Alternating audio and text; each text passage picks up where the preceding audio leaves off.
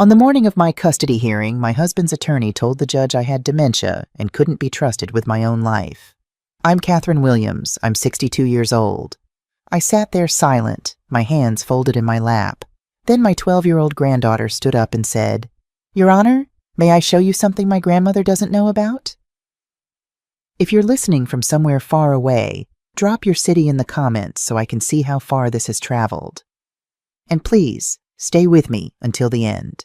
What happened next changed everything. But to understand that moment, I need to take you back 4 months earlier, to the Tuesday morning when I finally said the word that would end my 40-year marriage. It was April 3rd, 2024. A Tuesday. I remember because Tuesdays were always the same in the house at 1847 Oakwood Drive, the house James and I had shared since 1984. I was standing in our kitchen at exactly 6:27 a.m., making my husband's breakfast the way I had made it for 14,600 mornings. Scrambled eggs, 3 eggs, no milk, cooked until just set. 2 pieces of whole wheat toast, no butter. Coffee, black, in the blue mug he'd gotten from his company when he made CFO. The routine was so ingrained in my muscle memory that my hands moved automatically while my mind wandered. I was 62 years old. My hair had gone completely silver 2 years ago, and I'd stopped dyeing it. James hated it, said it made me look old, made him look old. But something about those silver strands felt like the only honest thing about me anymore. "Margaret!" His voice boomed from upstairs. He still called me by my married name, even though I'd been Kathy Sullivan for 20 years before I met him.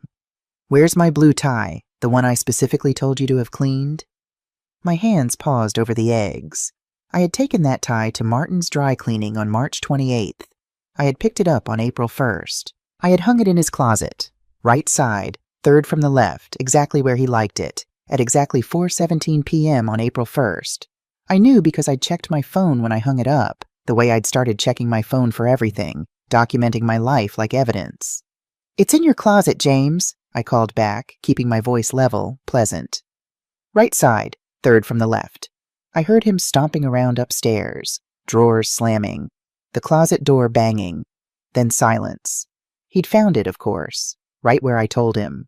There would be no apology, no thank you. There never was. This was my life, had been my life for 40 years. Wake up at 6:15 a.m., make breakfast, clean the house, make lunch, run errands according to the list James left me, make dinner, watch whatever James wanted to watch on TV, go to bed, wake up, repeat. I was a black woman who'd survived growing up in Alabama in the 1960s and 70s. I'd made it through nursing school when my guidance counselor told me to be realistic about my options. I'd worked double shifts in the pediatric ward at Mercy Hospital, making children smile even when I was exhausted. I'd had dreams. I'd wanted to travel, to see my grandmother's homeland in Ghana, to paint, to live. But in 1984, I met James Williams at a hospital fundraiser. He was 27, I was 24. He was handsome, ambitious, the first person in his family to go to college. He said he was going to be somebody. He said he wanted a partner who would support him, who understood that his success would be our success. He said, "Kathy, your nursing career is wonderful, but my career at Brennan Manufacturing is going to be our ticket. Give me 5 years, and you'll never have to work again." 5 years became 10. 10 became 20. 20 became 40. James came down the stairs at 6:42 a.m., his tie perfectly knotted.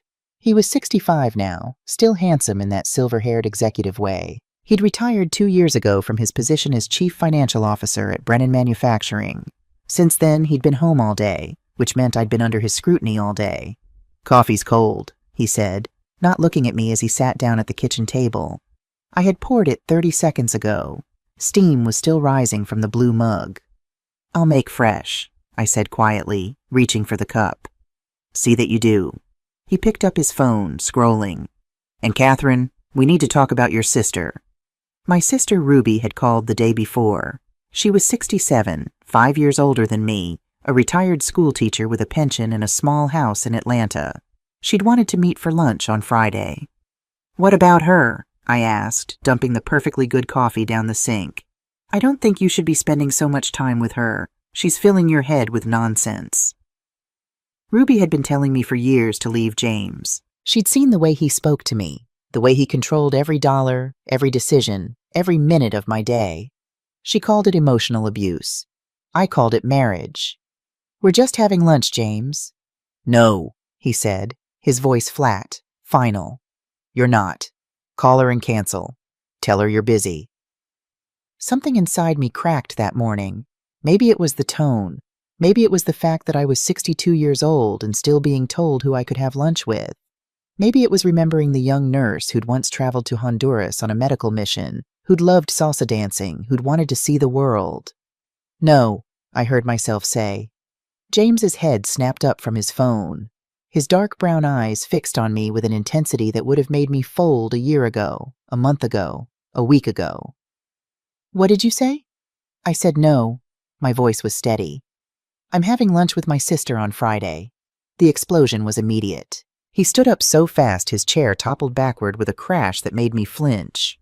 "How dare you defy me, after everything I've given you?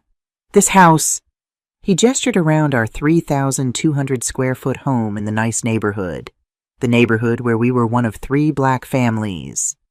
"This life? Do you have any idea what I sacrificed to give you this? This house that I clean every day?" The words came out before I could stop them. "This life where I can't even have coffee with my own sister? You ungrateful—" He stopped himself, but his face was red with rage, his hands clenched into fists at his sides. He didn't hit me. James had never hit me. He didn't have to. There were other ways to hurt someone, ways that didn't leave bruises anyone could see. "Fine," he said, his voice dropping to something cold and dangerous. "Have your lunch, but don't come crying to me when you realize how good you have it here." "You think another man would have married you? Put up with you? I gave you everything, Kathy. Everything. And this is how you repay me." He grabbed his briefcase. He still carried it even though he was retired. Still left the house for meetings and golf that I suspected were just excuses to get away from me. The door slammed so hard the kitchen window rattled.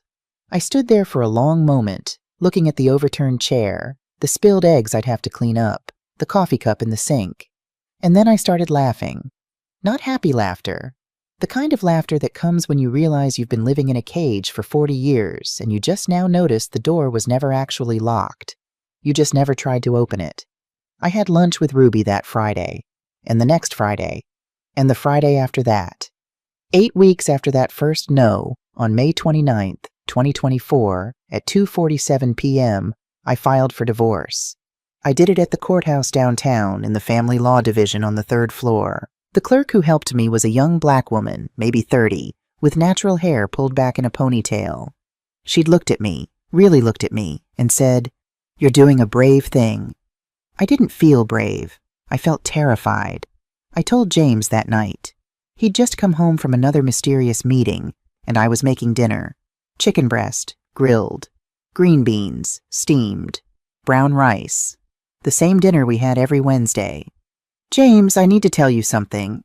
I turned from the stove to face him. "I filed for divorce today." He laughed. Actually laughed. The sound echoed in our kitchen, bouncing off the granite countertops he'd chosen, the custom cabinets he'd selected, the stainless steel appliances he'd bought. "You're leaving me?" He was still chuckling, shaking his head. "Catherine, you're 62 years old. You have no money of your own, no career, no skills that anyone wants anymore. Where exactly do you think you're going to go? What do you think you're going to do?" Nicole said I can stay with her and Lily until I figure things out. Nicole, my daughter, my beautiful, brilliant 34-year-old daughter who'd become a civil rights attorney, who'd specialized in family law, who'd gotten divorced herself 3 years ago from a man who, she'd told me quietly one night, reminded her too much of her father. James's expression darkened. Of course she did. Nicole never liked me. She's been poisoning you against me for years, hasn't she? Putting ideas in your head, making you think you're something you're not. No one poisoned me, James. I just finally woke up. That's when the threats started. They poured out of him like poison I'd been drinking for 40 years, poison I'd finally realized was killing me. He would make sure I got nothing in the divorce. Nothing. Every asset was in his name. The house, the cars, the investment portfolio worth $3, $7 million, the vacation condo in Hilton Head, the vintage car collection he'd been building. All of it his. He would tell everyone I was mentally unstable. He'd make sure everyone we knew understood that I was having some kind of breakdown, that I was experiencing early dementia maybe, that I couldn't be trusted to make decisions about my own life. He would prove I was an unfit mother and grandmother. He'd make sure Nicole understood that too. He'd make sure Lily, sweet Lily, knew that Grandma was sick, wasn't herself, couldn't be trusted. The words kept coming, and I stood there, wooden spoon still in my hand, green beans steaming behind me, and realized I'd been listening to variations of this speech for 40 years. You're nothing without me. You're too stupid to manage money. You don't know how the world works. Be grateful. Be grateful. Be grateful. I'm moving out on Friday, I said quietly. I'll take my clothes and my personal items. That's all. You're not taking anything that belongs to me. I won't, and I didn't. On June 2nd, 2024, I packed 3 suitcases with my clothes, my toiletries, my mother's Bible, my grandmother's quilt, and the small box of photos from before I was married. The young woman in scrubs, smiling, confident, free. I left everything else. The furniture, the kitchen supplies, the TV, the books, all of it. I didn't want anything that would tie me to that house, to that life, to that version of myself who'd forgotten how to say no. Nicole picked me up in her Honda Accord at 10:15 a.m. James stood in the doorway, watching, his face a mask of rage barely contained. "This is the biggest mistake of your life, Catherine," he called out as I walked to the car. "You're going to regret this. I promise you that."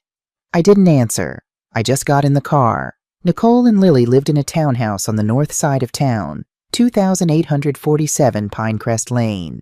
It was smaller than the house I'd left, but the moment I walked in, I felt something I hadn't felt in decades. I felt like I could breathe. Lily met me at the door.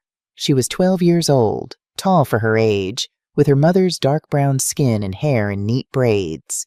She'd gotten my blue eyes, the one genetic lottery my side of the family had won, generations back. She wrapped her arms around my waist. "I'm glad you're here, Grandma," she whispered.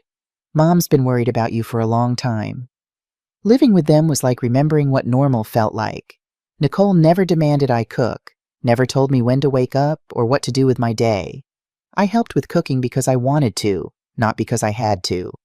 I spent time with Lily, helping with her homework, listening to her talk about school and her friends and the project she was working on about the civil rights movement. I set up a small easel in the guest room and started painting again. Just small watercolors at first. Landscapes of the park near the townhouse. Flowers from Nicole's small garden. But James wasn't done with me. The emails started immediately. The first one arrived on June 3rd at 11:43 p.m. "Catherine, this is ridiculous. Come home. You're making a fool of yourself. Everyone is talking about it. Everyone knows you're not well. Come home before you embarrass yourself further." Then at 2:17 a.m., "You can't just throw away 40 years. Think about what you're doing. You're being selfish. You're being crazy." At 4:52 a.m., "Fine, don't come home, but you won't get a cent from me. Not 1 cent. You'll end up in some state-funded assisted living facility, and it'll be your own fault." The phone calls came at odd hours. 11 p.m., 1 a.m., 3 a.m. I stopped answering, but the voicemails filled up my phone. "Kathy, please, let's talk about this. I miss you. We can work this out. You're being manipulated by Nicole. She never understood our marriage. Do you know what people are saying? Do you care?" He drove past the townhouse. The first time I saw his silver Mercedes cruise slowly down Pinecrest Lane, I thought it was coincidence. The third time, I knew it wasn't. Nicole called the police. They said unless he threatened us, there was nothing they could do. On June 15th, I met with my attorney for the first time. Sarah Mitchell's office was on the 7th floor of the Brennan Building downtown. Ironic, since that was the building where James had worked for 35 years. She was 48, sharp, efficient, with brown hair cut in a precise bob and reading glasses that she pushed up constantly as she reviewed documents. "Mrs. Williams," she said at our first meeting, "I need you to be completely honest with me. What are your finances?" "I don't have any," I admitted. "Everything is in James's name. The house, the cars, the bank accounts, the investment portfolio. He always said it was easier that way. For taxes." Sarah's jaw tightened and I saw something flash across her face. Not pity, but anger on my behalf. That's unfortunately common in cases like yours, she said. But Mrs. Williams, you're entitled to half of the marital assets. After 40 years of marriage, the court will recognize that you contributed significantly to the marriage, even without a traditional paycheck. You supported his career. You managed the household. That has value. He's not going to make this easy. I don't imagine he will. Has he shown any concerning behavior since you filed? I thought about the emails, the phone calls, the drives past the house. He's been persistent. I need you to document everything. Save every email, every voicemail, every text message. If he shows up at Nicole's house, call the police immediately. Even if they can't do anything, we need a record. I did document everything. I saved it all in a folder on my phone, backed up to the cloud. I started a notebook, writing down dates and times and exactly what was said. I became a detective of my own harassment, but I had no idea that Lily was doing the same thing. I didn't find out about Lily's recordings until much later, but this is what I learned she'd been doing. It started on June 8th. James had come to the townhouse while Nicole was at work. He'd knocked on the door, and I'd opened it. I know now I shouldn't have, but he was still my husband, technically, and some part of me was still conditioned to respond when he called. Kathy, can we talk? Just talk. 5 minutes. James, my lawyer said, I know what your lawyer said. I'm not here to fight. I just want to talk. Lily had been upstairs in her room. I didn't know she was home. Nicole had told me she had a half day at school. I didn't know she could hear everything. James came in and stood in the small living room, looking around at the space with barely concealed disdain. This is where you're living now? This is what you chose over our home? It's temporary. It doesn't have to be. Come home, Kathy. We can go to marriage counseling. We can work on this. I know I haven't always been perfect, but we can fix this. It was the kindness in his voice that almost broke me, because that was the thing about James. He wasn't a monster all the time. There were moments when he was the man I'd married, the man who'd brought me flowers after a hard shift at the hospital, the man who'd held my hand when my mother died. I don't think counseling can fix 40 years, James. And just like that, the kindness evaporated. His face hardened. Fine, then let me be clear. You're not getting a dime, not one dime. I've already moved most of the liquid assets into accounts you can't touch. The house is in my name. The cars are in my name. You walked out. You abandoned the marriage. The court is going to see that. That's not how it works. That's exactly how it works. And one more thing, I'm filing for grandparent visitation rights. Regular mandatory visits with Lily. Because I'm not going to let you poison her against me the way Nicole's been poisoned. Upstairs, Lily was listening, and she was recording. She'd taken the old tablet Nicole had given her, a Samsung Galaxy Tab from 2019 that she mostly used for games, and she'd downloaded a voice recording app. She didn't understand everything her grandfather was saying, but she understood enough. She understood not getting a dime. She understood poison her against me. She understood the cold threat in his voice. That was the first recording. Over the next month, there would be more. James came back 3 more times when Nicole wasn't home. Each time I told him to leave. Each time he threatened. Each time Lily was upstairs or in the next room, quietly recording on that tablet. But the recording that would change everything, the one that would blow the whole case wide open, happened on July 9th. James didn't come to the townhouse that day. He called Nicole at work. What he didn't know was that Nicole had put the call on speaker because she was in her car driving home, and Lily was in the passenger seat. Lily heard everything, and she pressed record. To be continued. On July 9th, 2024, at 3:47 p.m., James called Nicole while she was driving home from her law office downtown. Lily was in the passenger seat. They'd had an early dismissal from school that day for teacher training. Nicole answered on Bluetooth. Dad, I'm driving. Can this wait? No, it can't wait. We need to talk about your mother. Lily sat up straighter in her seat. She'd learned over the past month to pay attention when her grandfather's voice took on that particular tone. Calm on the surface, but with something cold underneath. She quietly pulled out her tablet from her backpack, opened the recording app, and pressed the red button. What about her? Nicole's voice was carefully neutral. Jennifer, your mother is not well. You have to see that. This whole divorce thing, it's not rational. It's not her. I think she's experiencing some kind of cognitive decline. Mom is fine, Dad. She's healthier and happier than I've seen her in years. That's because you're not seeing the whole picture. I've been talking to some people, medical professionals, and they agree that her behavior is concerning.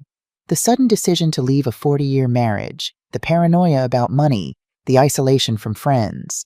These are classic signs. Signs of leaving an unhealthy relationship, maybe. Don't be naive. His voice sharpened. I've already spoken with Dr. Kenneth Palmer. He's willing to provide a professional opinion. Nicole's hands tightened on the steering wheel. Kenny Palmer, your friend from college? Dad, he's a psychiatrist. He hasn't seen Mom professionally in whatever? He doesn't need to examine her formally. He's known her for 30 years. He's seen the changes. He's willing to write a letter documenting his concerns. In the passenger seat, Lily's eyes widened. She knew what her mother did for work. She understood that what her grandfather was describing sounded wrong. What kind of letter? Nicole asked. A professional opinion, based on his observations and the concerning reports I've been gathering. Memory issues, confusion, impaired judgment. With that on record, I can petition for conservatorship. I can protect her from making further destructive decisions. I can make sure she gets the care she needs. You mean you can control her money? I mean I can protect what I built. What we built together. Jennifer, be reasonable. If I get conservatorship, I control her medical decisions, her financial decisions, everything. She comes home, we get her evaluated properly, and this divorce nonsense goes away. She'll be exactly where she belongs. The car was silent for a moment. Then Nicole said very carefully, Dad, what you're describing is fraud, elder abuse. If you try to get Mom declared incompetent when she's not, who's going to prove she's not? You? You're her daughter. You're biased. I have a respected psychiatrist willing to express professional concerns. I have neighbors who'll testify to her strange behavior. I have documentation of her abandoning our home, her instability. Face it, Jennifer, I have the resources, I have the connections, and I have the time. Your mother doesn't stand a chance. We'll see about that. Yes, we will. And Jennifer, when this is over, when your mother is back home where she belongs, you and I are going to have a conversation about your role in all of this, about how you manipulated a vulnerable woman for your own purposes, about how you turned my wife against me. The call ended. Nicole pulled into a parking lot, her hands shaking. She turned to Lily, her face pale.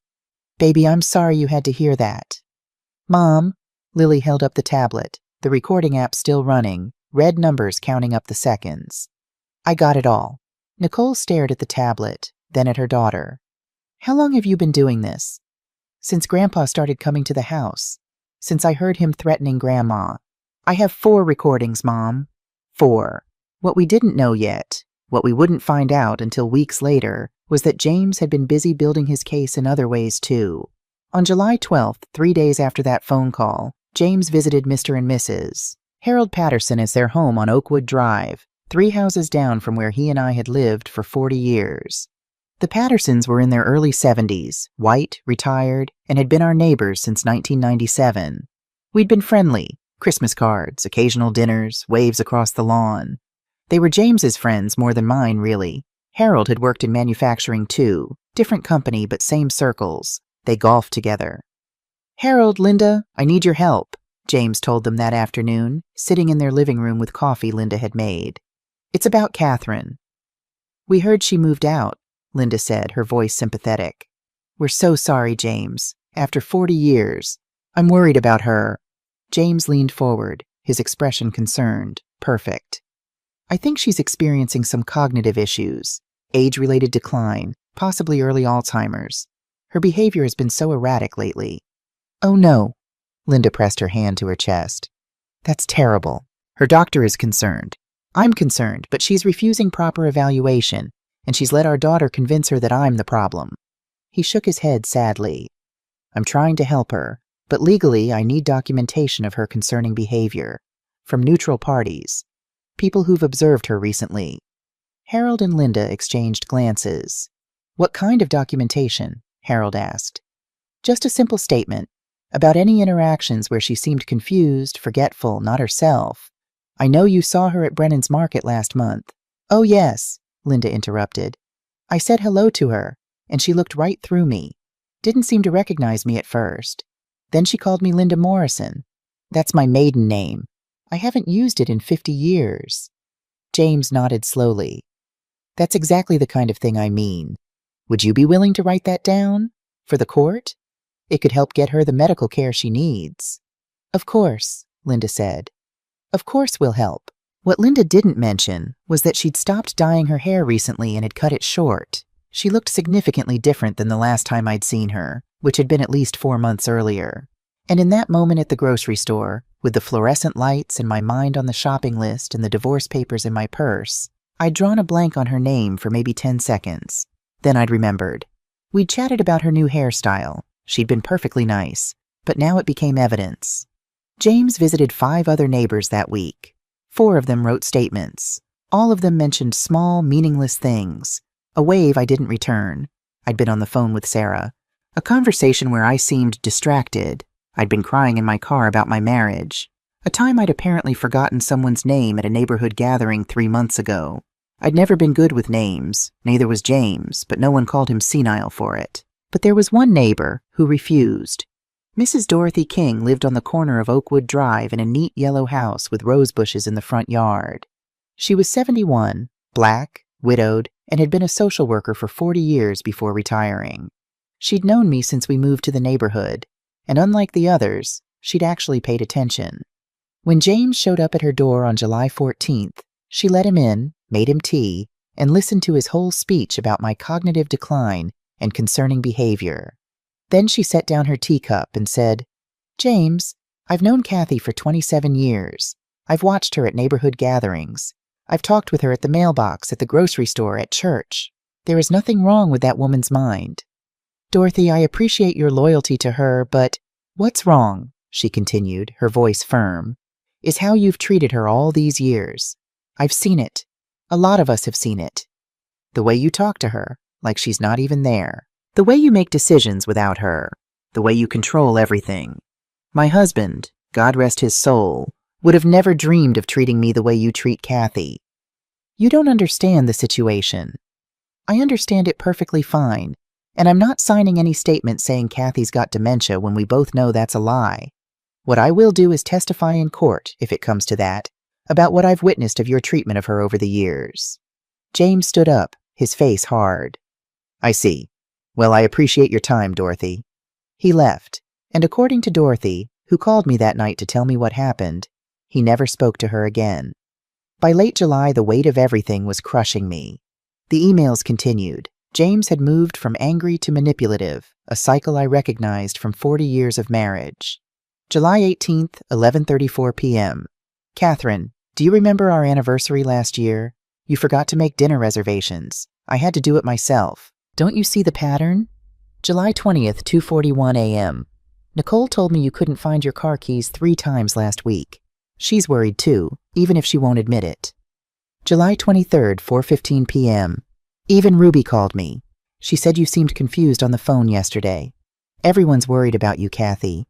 Everyone except you." The last one was a lie. Ruby would never call James, but it worked. I started second-guessing everything. I'd put my keys down somewhere and couldn't remember where. Normal, right? Everyone does that. But what if it wasn't normal? What if James was right? I started writing everything down in a notebook. What I ate, where I put things, conversations I had. I checked things multiple times. Did I lock the door? Let me check again. Did I turn off the stove? Let me check again. Did I take my vitamins? I couldn't remember. Let me write it down. Nicole found me one night at 11 p.m., sitting at the kitchen table with my notebook, crying. "Mom, what's wrong?" "Nicole, baby, I need you to be honest with me." I looked up at her, tears on my face. "Have I been forgetting things? Acting strange? Tell me the truth." She sat down beside me, taking my hands. "Mom, no, absolutely not. You're fine. You're completely fine. But what if I'm not? What if he's right and I can't even see it? What if I do have early Alzheimer's and I'm too sick to know?" "Mom," Nicole's voice was firm, almost fierce. "Listen to me. This is what abusers do. It's called gaslighting. He's trying to make you doubt your own reality, your own mind, so you'll come back to him. But you're fine. Your mind is fine. You're one of the sharpest people I know. But the keys and the names and… Mom, last week I left my phone in the refrigerator. I put it down while I was getting milk and just walked away. Does that mean I have dementia? Or does it mean I'm a busy person with a lot on my mind? You're going through one of the most stressful experiences of your life. Of course you're distracted sometimes. I wanted to believe her, but James's words kept echoing in my head. Be realistic. You're 62. No one's going to believe you. You're sick and you don't even know it. I want to get tested, I said finally. Officially, by a real neurologist. So I know. So everyone knows. Okay, Nicole agreed. We'll set it up. We'll prove it. On July 28, 2024, at 9 a.m., I had a complete neurological evaluation at Mercy Hospital, the same hospital where I'd worked as a nurse 4 decades earlier. Dr. Patricia Okonkwo, a neurologist who specialized in cognitive disorders, spent 3 hours with me. Memory tests, cognitive assessments, problem-solving tasks, physical examinations. At the end, she sat down across from me, her dark face kind. Mrs. Williams, your cognitive function is completely normal. Better than normal for your age, actually. Your memory is excellent. Your reasoning is sharp. There is absolutely no indication of dementia, Alzheimer's, or any other cognitive impairment. I burst into tears. Dr. Okonkwo handed me tissues. Are you okay? I'm sorry, I was so scared. He kept saying… I couldn't finish. She nodded slowly, understanding dawning in her eyes. Mrs. Williams, I've been doing this for 20 years. I've seen a lot of cases where someone in a divorce situation tries to claim cognitive impairment in their spouse to gain advantage. It's more common than you'd think, but your test results are clear. You're completely competent. I left with a sealed envelope containing her full report, dated July 28, 2024, stating in medical terms that I was of sound mind and fully capable of making my own decisions. I should have felt relieved, but all I felt was angry. Angry that I'd needed proof. Angry that I'd doubted myself. Angry that 40 years with James had brought me to this, sitting in a doctor's office, being tested like a child, needing official documentation to prove I wasn't crazy. On August 5, 2024, James filed a petition for formal grandparent visitation rights. Sarah Mitchell called me at 2:17 p.m. to tell me. He's asking for joint custody, every other weekend and 1 weeknight per week. Mandatory, court-ordered. Can he do that? He can try. Grandparent rights are complicated. He'll have to prove it's in Lily's best interest. But Kathy, this is about control. He's using Lily to get to you. The hearing was set for August 22nd, 3 weeks before the main divorce proceedings would begin. David Harrison was James's new attorney, his third one actually. The first two had apparently suggested he settle. Harrison was different. He was 52, expensive, and known for taking difficult cases. He was also white, which in our mostly white legal system gave him a certain automatic credibility that made me nervous. On August 22nd at 10 a.m., I walked into the courthouse at 500 Center Street with Nicole and Sarah. James was already there with Harrison, looking composed and confident in his best suit. We didn't speak to each other. Judge Patricia Morrison presided. She was 55, black, with silver-streaked hair pulled back in a bun and an expression that suggested she didn't suffer fools. I'd heard she was fair, but strict. Harrison went first. Your Honor, my client, James Williams, has been a devoted grandfather to Lily Foster since her birth 12 years ago. He was present for her delivery. He attended every birthday party, every school play, every important milestone. He has been a constant, loving presence in her life. He pulled out photos, dozens of them. James holding baby Lily. James at Lily's 3rd birthday party at Chuck E. Cheese. James at her elementary school graduation. James at Christmas morning 2019, 2020, 2021, 2022, 2023. What the photos didn't show was that I had organized every single one of those events. I'd bought the presents. I'd baked the cakes. I'd wrapped the gifts. James had just shown up. However, Your Honor, my client is deeply concerned about recent developments. Mrs. Williams has moved out of the family home in what appears to be a sudden, erratic decision. She has filed for divorce after 40 years of marriage with no clear explanation. And most concerning, She has become isolated from friends and family, influenced primarily by her daughter, who may have her own agenda in this situation. He paused for effect. Your Honor, we have evidence suggesting Mrs. Williams may be experiencing cognitive decline that is affecting her judgment. We have statements from neighbors and family friends documenting concerning behavior. We have a professional medical opinion from a respected psychiatrist expressing concerns about her mental state. We cannot allow an unstable individual to make decisions about whether Mr. Williams can see his granddaughter. Harrison handed the judge a stack of documents. I watched her flip through them, her expression neutral. Sarah stood up. Your Honor, this is a transparent attempt to harass and control Mrs. Williams. Dr. Palmer's letter is based on hearsay and bias. He's Mr. Williams's college friend and has never examined Mrs. Williams professionally. The neighbor statements describe normal, everyday occurrences. Everyone forgets names occasionally. This is not evidence of cognitive decline. We also have this, Sarah continued, pulling out Dr. Okonkwo's report. A complete neurological evaluation from July 28, 2024, conducted by Dr. Patricia Okonkwo, a board-certified neurologist at Mercy Hospital. The results are unequivocal. Mrs. Williams is cognitively normal, fully competent. There is no dementia, no Alzheimer's, no impairment whatsoever. Judge Morrison took the report, reading it carefully. Then she looked at Harrison. Counselor, your client's psychiatrist friend versus a neurologist who actually examined the patient. Which do you think carries more weight? Harrison shifted. Your Honor, one evaluation isn't conclusive. Given the stakes of a grandfather seeing his granddaughter? Judge Morrison's eyebrow raised. Mr. Harrison, let's be clear about what's happening here. This isn't about grandparent rights. This is about control in a divorce proceeding. Your Honor, if I may, Harrison tried again. We have testimony from Dr. Palmer that we'd like to present. He's available via video deposition. Judge Morrison sighed.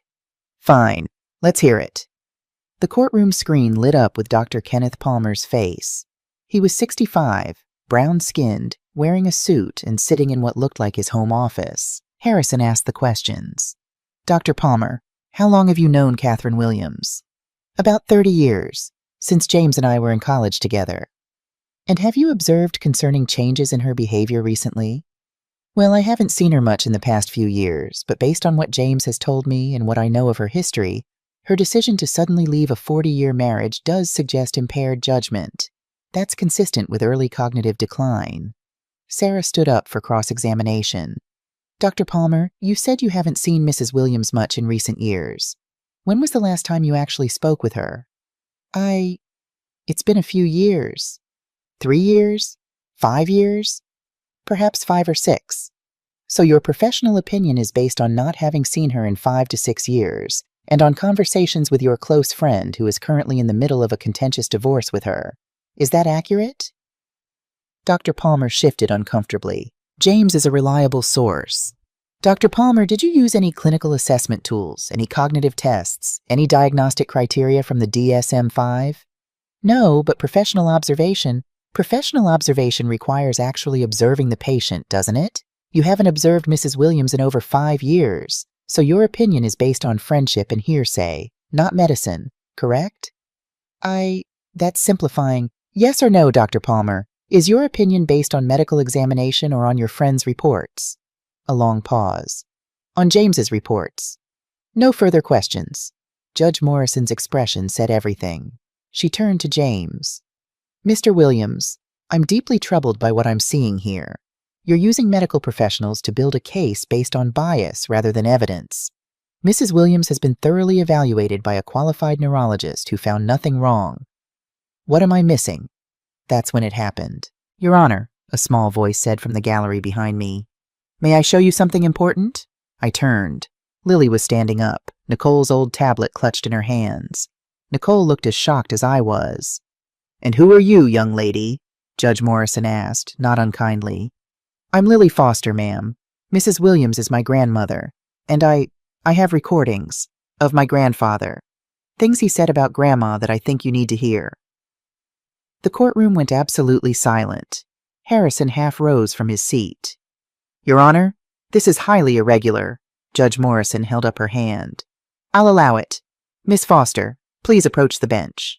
Lily walked forward, her braids swinging, her shoulders straight. She looked so young and so brave, and my heart was pounding so hard I thought everyone could hear it. "What kind of recordings?" Judge Morrison asked gently. "Of Grandpa talking. About Grandma. About plans. I didn't tell anyone because I was scared it would make things worse. But after hearing Dr. Palmer today, I think this is important." Judge Morrison looked at Harrison, then at Sarah, then at me. "Does the defense object to hearing this?" Sarah shook her head. "The defense does not object, Your Honor." Harrison looked at James, who had gone pale.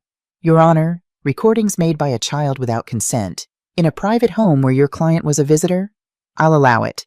Continue, Miss Foster." Lily's hands were shaking as she queued up the first recording. When James's voice filled the courtroom, clear and cold, talking about getting documentation of my cognitive decline and how Dr. Palmer was willing to write a letter, I watched my husband's face drain of color. But that wasn't the recording that broke the case wide open. That came next. Lily scrolled on the tablet, found what she was looking for, and pressed play. "July 9th, 2024, she said quietly. "My grandfather called my mom while I was in the car. He didn't know I was there." James's voice filled the courtroom again. "I've been talking to some people, medical professionals, and they agree that her behavior is concerning. I've already spoken with Dr. Kenneth Palmer. He's willing to provide a professional opinion. With that on record, I can petition for conservatorship. I can protect her from making further destructive decisions. If I get conservatorship, I control her medical decisions, her financial decisions, everything. She comes home, we get her evaluated properly, and this divorce nonsense goes away. Who's going to prove she's not? I have a respected psychiatrist willing to express professional concerns. I have neighbors who'll testify to her strange behavior. I have documentation. Face it, Jennifer. I have the resources, I have the connections, and I have the time. Your mother doesn't stand a chance." The recording ended. The silence in that courtroom was the loudest thing I've ever heard. Judge Morrison's face had transformed from neutral professionalism to barely controlled fury. She looked at James, who was staring at Lily like he couldn't believe what had just happened. She looked at Dr. Palmer on the video screen, who had gone gray. She looked at Harrison, who was frantically whispering to his client. Then she looked at me, and in her eyes, I saw something that made tears spring to mine. Belief. Someone finally believed me. To be continued. Judge Morrison's voice cut through the silence like a knife. "Mr. Harrison, did your client just admit on record to conspiring with a medical professional to commit fraud upon this court?" Harrison was already on his feet. "Your Honor, that recording was made without Mr. Williams' knowledge or consent. In his daughter's home, where he had no expectation of privacy," Judge Morrison interrupted. "Counselor, I suggest you sit down and let your client decide if he wants to dig this hole any deeper." She turned to Lily, her expression softening. "Miss Foster, do you have any other recordings?" Lily nodded, her hands still shaking on the tablet. "Yes, ma'am. 3 more."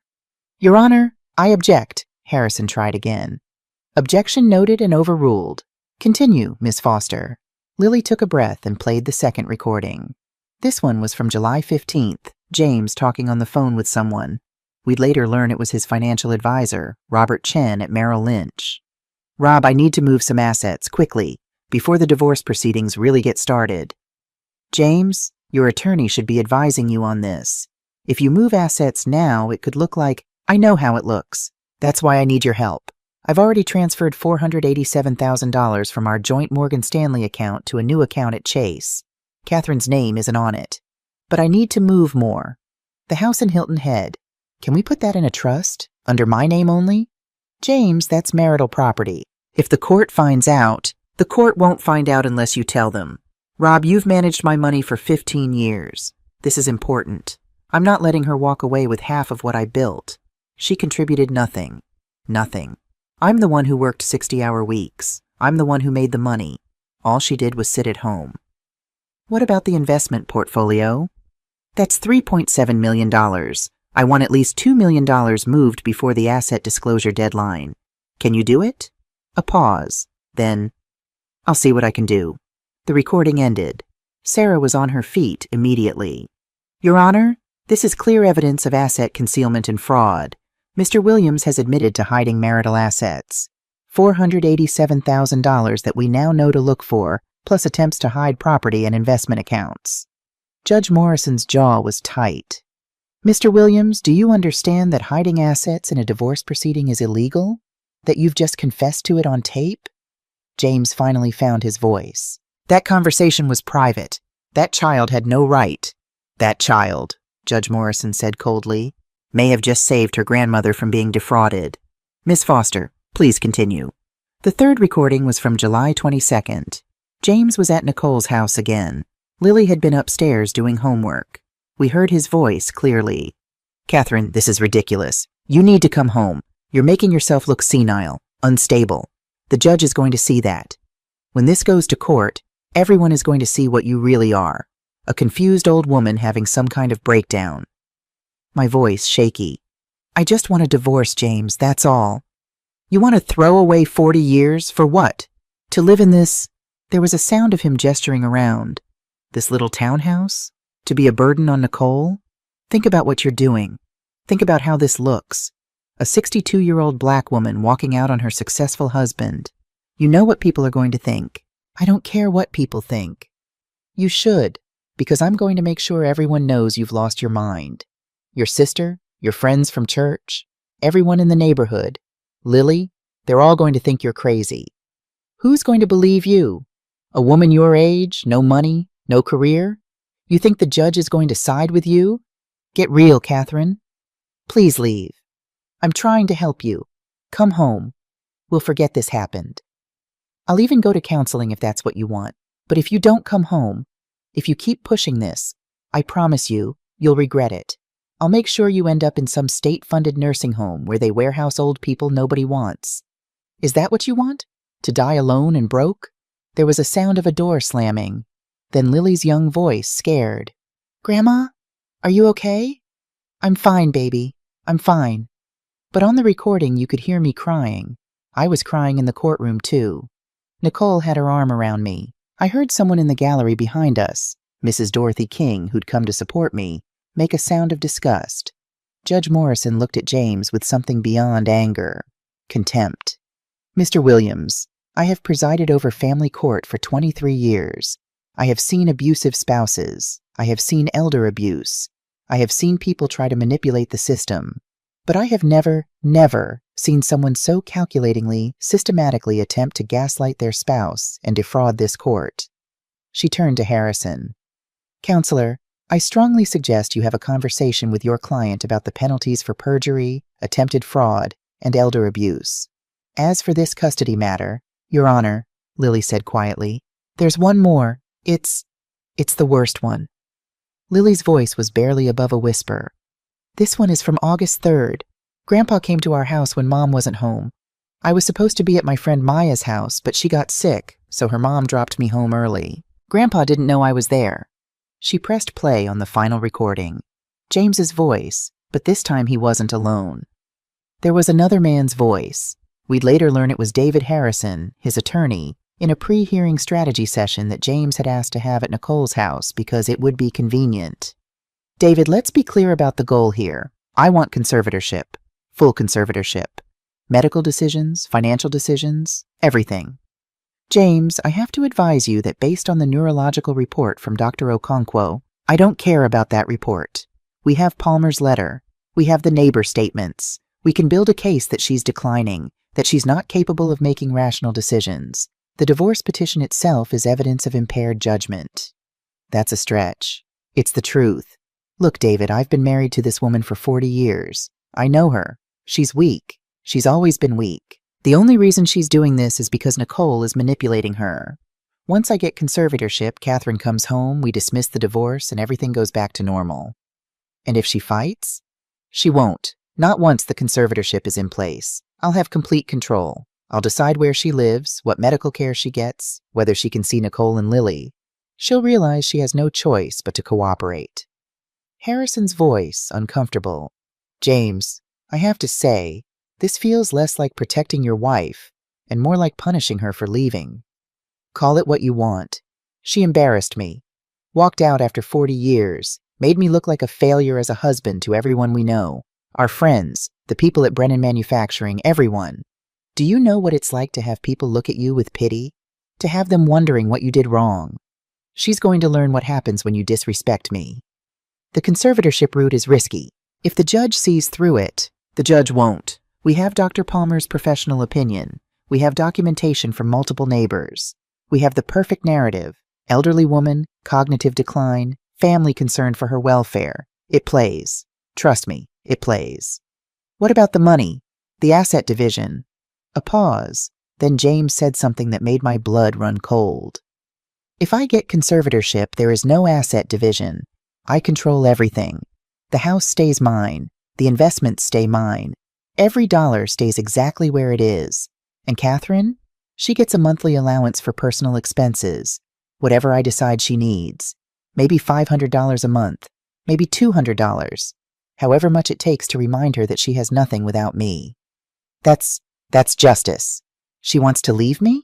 Fine. She can leave with nothing, and she can spend the rest of her life knowing she made the biggest mistake she'll ever make. The recording ended. The courtroom was so quiet you could hear the air conditioning humming. Judge Morrison's hands were flat on her desk, like she was physically restraining herself. When she spoke, her voice was shaking with controlled rage. Mr. Harrison, your client just confessed to planning elder abuse, financial exploitation, and false imprisonment. In my courtroom. On record, Harrison had gone pale. Your Honor, I was not aware. I would never have agreed to. I believe you, Counselor. Which is why I'm giving you exactly one chance to withdraw from this case before I refer you to the state bar for ethics violations. Harrison looked at James, then back at the judge.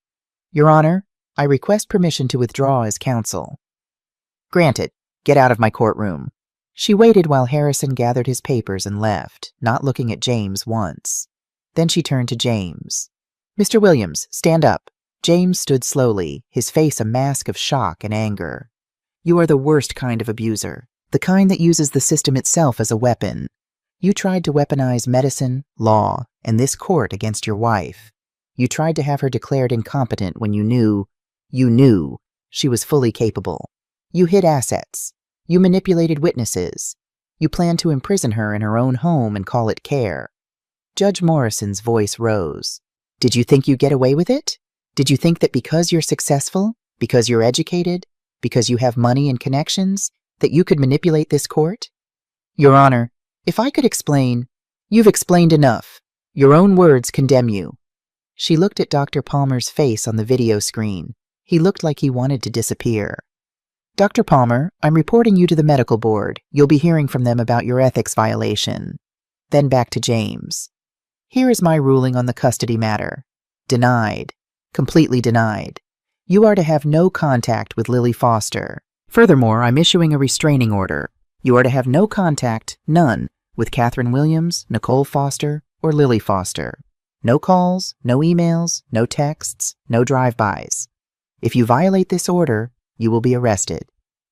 Your Honor, I'm not finished. I am referring this matter to the District Attorney's Office for criminal investigation. Charges may include attempted fraud upon the court, elder abuse, and financial exploitation. Do you understand? James said nothing. Do you understand, Mr. Williams? Yes, he said finally, his voice hoarse.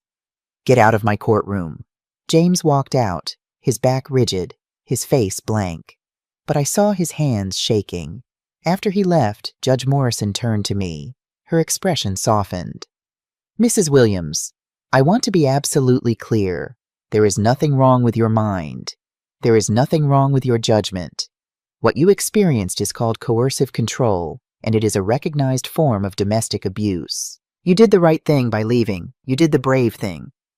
I couldn't speak. I just nodded, tears streaming down my face. She turned to Lily. Miss Foster, what you did took extraordinary courage. You documented abuse when the adults around you couldn't see it clearly. You may have saved your grandmother from years of further abuse. This court recognizes your bravery and your integrity. Lily was crying too. I was so scared. I didn't know if I should. You did exactly the right thing, sweetheart. Your grandmother is lucky to have you. We left the courthouse at 12:47 p.m. Dorothy King was waiting outside and pulled me into a hug. I told you that man wasn't right, she said fiercely. I told you. Sarah Mitchell was already making plans. The criminal investigation will take time, but for the divorce proceedings, this changes everything. James's credibility is destroyed. His attorney has withdrawn. The judge has seen evidence of asset concealment. Kathy, we're in a much stronger position now. 2 days later, on August 24th, the district attorney's office called. They were opening a formal investigation into James for attempted fraud, elder abuse, and financial exploitation. Dr. Palmer was under investigation by the medical board. Robert Chin at Merrill Lynch was being questioned about his role in moving assets. The $487,000 that James had moved to Chase Bank? Frozen by court order on August 25th. The house in Hilton Head that he'd tried to put in a trust? Court order on August 26th preventing any transfer of ownership. The investment portfolio? All $3.7 million of it? Frozen on August 27th, pending full disclosure and forensic accounting. James hired a new attorney, Michael Stevens, who was apparently much more ethical than Harrison. Stevens reviewed the evidence, the recordings, the medical reports, the frozen assets, and called Sarah on September 3rd. My client would like to discuss settlement. The settlement negotiation took place on September 15, 2024, at Sarah Mitchell's office on the 7th floor of the Brennan Building. James sat on one side of the conference table with his attorney. I sat on the other side with Sarah and Nicole. We didn't speak to each other. Michael Stevens laid out the offer. My client agrees to a 50-50 split of all marital assets. The house at 1847 Oakwood Drive will be sold, proceeds divided equally, investment portfolio, retirement accounts, all other assets, divided equally. My client also agrees to pay Mrs. Williams's legal fees and therapy costs related to the marriage. Sarah looked at me. I looked at the papers in front of me showing the numbers. House current value, $847,000. My share, $423,500. Investment portfolio, $3.7 million. My share, $1,850,000. Retirement accounts, $1.2 million. My share, $600,000. Vehicles and other assets, $143,000. My share, $71,500. Total $2,945,000, nearly $3 million. After 40 years of having nothing in my own name, I would be financially independent. What about alimony? Sarah asked. I don't want it, I said. Everyone turned to look at me. I don't want his money every month. I want a clean break. I want to never owe him anything, never have him think I'm dependent on him. I want this to be over. Sarah nodded slowly. Okay, then we have one more condition. James Williams agrees never to contest the restraining order. He agrees to stay away from Mrs. Williams and her family permanently. No contact, no attempts at contact. Ever. Stevens looked at James, who nodded once, his face bitter. Agreed, Stevens said. One more thing, I said, surprising myself. I want my maiden name back. Catherine Sullivan, not Catherine Williams. I want that in the paperwork. Done, Sarah said. On September 22, 2024, at 3:15 p.m., I signed the final divorce papers. My hand didn't shake. Judge Morrison signed them at 3:47 p.m. After 40 years, 4 months, and 19 days, I was no longer married to James Williams. On October 1st, the criminal case against James was resolved. He pled guilty to attempted fraud and was sentenced to 2 years probation, 200 hours of community service, and a $50,000 fine. Dr. Palmer lost his medical license for 2 years and was required to complete ethics training. Robert Chen was fined by FINRA for improper handling of client assets. The house on Oakwood Drive sold on October 15th for $847,000. I got my check for $423,500 on October 30th. I deposited it in my new bank account, Catherine Sullivan, account number ending in 4782, on October 31st. 6 months later, it's March 15th, 2025 now, 6 months since the divorce was finalized. I'm 63 years old, and I'm sitting in my own home for the first time in my life. I bought a small condo in the Riverside district with some of my settlement money. Unit 3B, 2241 River Road. It's only 950 square feet, but it has floor-to-ceiling windows overlooking the park, and the morning light is perfect. The spare bedroom is my art studio. I painted it a soft yellow and set up an easel by the window. My watercolors have gotten good enough that the Riverside Gallery agreed to display 3 of them. One sold last month, a landscape of the park at sunset, for $350. The buyer was a woman in her 70s who told me, "I saw myself in this painting, someone finding peace." I cried when she said that. I have coffee with Ruby every Tuesday at Mama Lou's Soul Food Kitchen on Maple Street. We sit in the back booth and we talk about everything, our childhoods in Alabama, our mother and grandmother, our dreams. Ruby is taking ballroom dancing lessons. She's dating someone, a retired postal worker named Harold. She's thinking about traveling to Ghana next year. I might go with her. Every Thursday, I attend a group at the African American Cultural Center called Reclaiming Our Stories. We're all Black women over 60, and we share our experiences, support each other. Last month, I painted my grandmother, Catherine, who I was named after. She was born in 1920 in rural Alabama, lived through Jim Crow, raised 8 children, worked as a domestic worker her whole life. She never got to be free the way I am now, but I think she'd be proud. Nicole and Lily come over every Sunday for dinner. Last week, Lily helped me hang new curtains. She told me she wants to be a lawyer when she grows up. "Like Mom?" I asked. "Like you," she said. "Someone who helps people stand up for themselves." I still have that tablet. It sits on my bookshelf next to my grandmother's Bible and my nursing school diploma. I look at it sometimes and think about how a 12-year-old child saw what needed to be done when the adults around her were drowning in fear and doubt. Sometimes I think about James. I heard through mutual friends that he's bitter, angry, telling everyone who'll listen that I stole his money, that I abandoned him after he gave me everything. Some people believe him. Some of our old friends won't talk to me anymore. The Pattersons haven't returned my calls. That hurts. But Dorothy King calls me every week. Ruby is always there. Nicole and Lily are my anchors. And the women at the Cultural Center, my painting class friends, the people at my new church, they know the truth. I started volunteering at the Domestic Violence Resource Center on Thursdays. I help other women navigate divorce, understand their rights, believe in their own worth. Last week, a woman my age came in, scared and shaking, convinced she was too old to start over. "I'm 63, I told her. "I left at 62. If I can do it, so can you." Yesterday, I went to a coffee shop I'd never been to before. I ordered what I wanted, a vanilla latte, not black coffee. I sat by the window with my sketchbook and drew the street scene outside. A man about my age, 68 maybe, stopped by my table. "That's beautiful," he said, looking at my sketch. "Thank you," I said. "I'm Winston. I come here every Saturday. Maybe I'll see you again?" "Maybe you will," I said, and I smiled. I don't know if anything will come of it. I don't know if I'm ready. But the fact that I can imagine it, that I can sit in a coffee shop and smile at a kind man and feel possibility instead of fear, that's everything. You know what nobody tells you? That leaving is the easy part. The hard part is staying gone.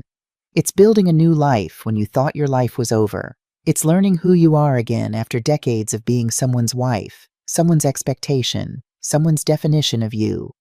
I'm Catherine Sullivan. I took back my maiden name, took back the name my grandmother gave me. I'm 63 years old. I'm Black, I'm divorced, I'm an artist, I'm a survivor. I'm a grandmother to the bravest girl I know. People ask me if I regret the 40 years. Here's my truth. I regret staying as long as I did. But I don't regret leaving when I finally did. Because that moment in the kitchen on April 3rd, 2024, when I said no for the first time in 40 years, that was the moment I saved my own life. Lily gave me evidence. Nicole gave me support. Sarah gave me legal protection. Ruby gave me courage. Dorothy gave me witness. Judge Morrison gave me justice. But the actual leaving? That was me. I did that. Every morning I wake up in my little condo with the big windows. I look at myself in the mirror. Silver hair natural, face lined with 63 years of life, eyes that know what it cost to get here. And I say, "Good morning, Catherine. What do you want to do today?" Not what does someone else need. Not what am I supposed to do. What do I want? At 63, I'm just learning how to answer that question. But I've got time. And more importantly, I've got myself back. This morning I painted the sunrise. Tomorrow I might start a new piece. My grandmother's face, strong and dignified, a reminder of where I come from. Next week, Ruby and I are looking at travel packages to Ghana.